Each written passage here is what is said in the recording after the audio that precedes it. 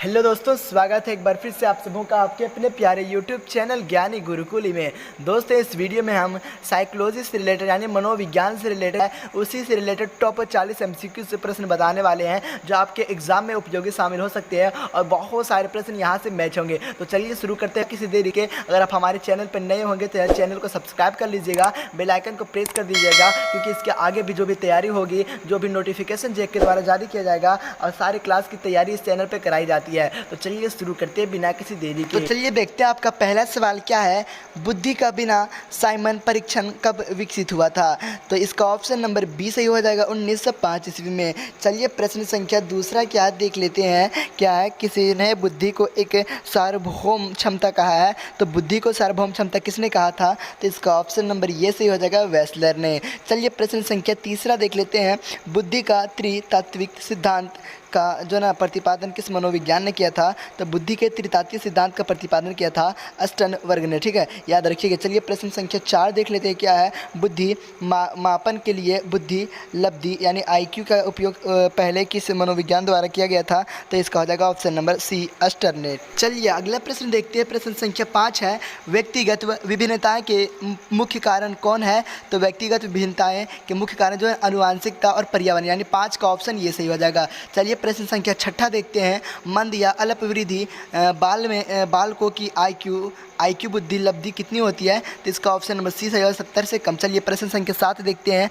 निम्न में से क्रियात्मक बुद्धि परीक्षण ठीक है कौन सा है? तो क्रियात्मक बुद्धि परीक्षण है ब्लॉक डिजाइन टेस्ट। ठीक है, याद रखिए ब्लॉक डिजाइन टेस्ट को क्रियात्मक बुद्धि परीक्षण भी कहा जाता है। अगला सवाल है सवाल नंबर 8, बुद्धि के कितने प्रकार है? तो बुद्धि के 3 प्रकार होते हैं, याद रखिएगा।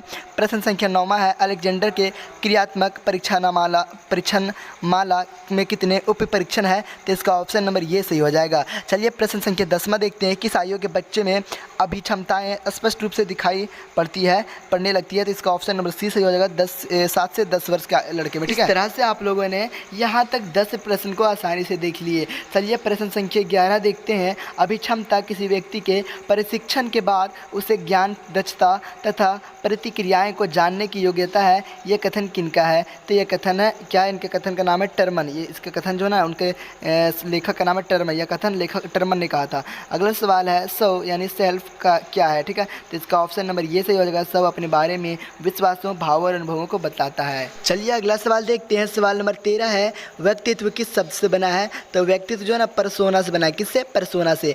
प्रश्न संख्या 14 क्या है, सेल्डन के अनुसार व्यक्तित्व के कितने प्रकार हैं? तो सेल्डन के अनुसार व्यक्तित्व के 3 प्रकार है।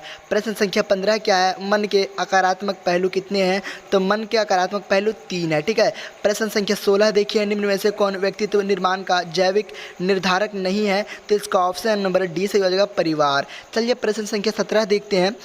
स्याही धब्बा परीक्षण किस मनोवैज्ञानिक ने किया है?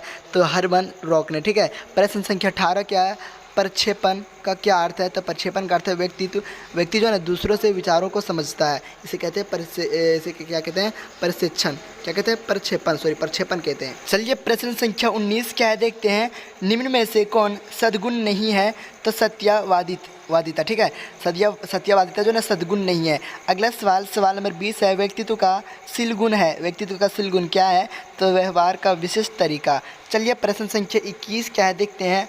मनुष्य के स्वभाव के प्रति सकारात्मक एवं आशावादी दृष्टिकोण पर बल देता है। तो मानवतावादी दृष्टिकोण। ठीक है, चलिए प्रश्न संख्या 23 देख लेते हैं। क्या है प्रश्न संख्या 23, सौर और वायु प्रदूषण कौन सा प्रतिबल कारक है? तो पर्यावरणीय प्रतिबल। सवाल नंबर 24 हो जाएगा। विश्व पर्यावरण दिवस कब मनाया जाता है? तो विश्व पर्यावरण दिवस 5 जून को मनाया जाता है। आप लोग आसानी से जानते हैं। प्रश्न संख्या 24 है, प्रतिबल किससे प्रभावित करती है? तो व्यवहार को। प्रश्न संख्या 25 है, निम्न में से कौन मानव निर्मित आपदा नहीं है? तो सुनामी जो है ना मानव निर्मित द्वारा आपदा नहीं है। प्रश्न संख्या 26 है, निम्न में से कौन प्रतिबल का स्रोत नहीं है? तो सामाजिक प्रतिबल। प्रश्न संख्या 27 क्या, अस्टेर्स। ठीक है, शब्द लैटिन के किस शब्द से बना? अस्टेर्स जो है ना शब्द लैटिन के किस शब्द से बना है? तो अस्टिकस से बना। ठीक है, प्रश्न संख्या 28 क्या है, निम्न में से कौन पर्यावरणीय प्रतिबल है? तो भूकंप पर्यावरणीय प्रतिबल है। प्रश्न संख्या 29 क्या है, रोगी और चिकित्सक के बीच चिकित्सात्मक संबंध की कितनी अवस्थाएं हैं? तो 3 अवस्थाएं हैं। ठीक है, यहाँ तक आप लोगों ने 29 प्रश्न को आसानी से देख लिया। चलिए अगला प्रश्न देखते हैं। प्रश्न संख्या 30 क्या है, निम्न में से कौन मनोविश्लेषण विधि से संबंधित नहीं है? तो इसका ऑप्शन नंबर डी सही हो जाएगा। स्थानांतरण